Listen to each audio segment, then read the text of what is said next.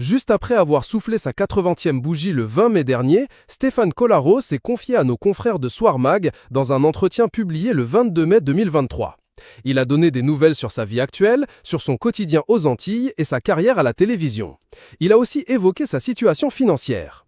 L'ancien animateur du Collaro Show a alors révélé qu'il n'était pas riche malgré son immense succès sur le petit écran.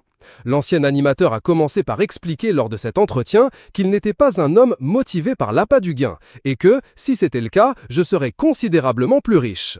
Stéphane Collaro a même tenu à ajouter « Et je serais resté à la télévision, j'aurais développé Julia Productions du nom de ma fille ». À le croire, en dépit de sa belle carrière à la télévision qui lui a rapporté beaucoup de sous, c'est son train de vie luxueux qui a fait fondre sa fortune au fil des années. Avec les tableaux, les voitures de collection, j'étais nul. Je m'en fiche car il me reste de quoi vivre confortablement, a-t-il confié. Avec franchise, contrairement à d'autres stars, lui ne se plaint pas de sa retraite et assume ne pas avoir été doué avec l'argent, se qualifiant volontiers de gestionnaire pitoyable. Il n'y a pas d'âge pour tomber amoureux. Stéphane Collaro, l'ex-roi du Bébête Show, âgé de 78 ans, s'est confié au magazine Gala sur la belle histoire qu'il vit avec sa compagne Stéphanie depuis 3 ans. Même à 80 ans, l'ancien présentateur du Bébête Show n'a pas perdu son côté bon vivant. Il a expliqué dans les colonnes de Soir Mag « Je pense que je suis plutôt un vieillard turbulent.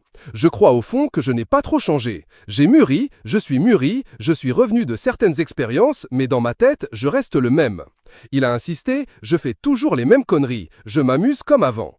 Mais une chose a considérablement changé, c'est que je ne suis plus payé, a-t-il déclaré. Stéphane Collaro a avoué à nos confrères qu'il aurait voulu revenir à la télé à un moment.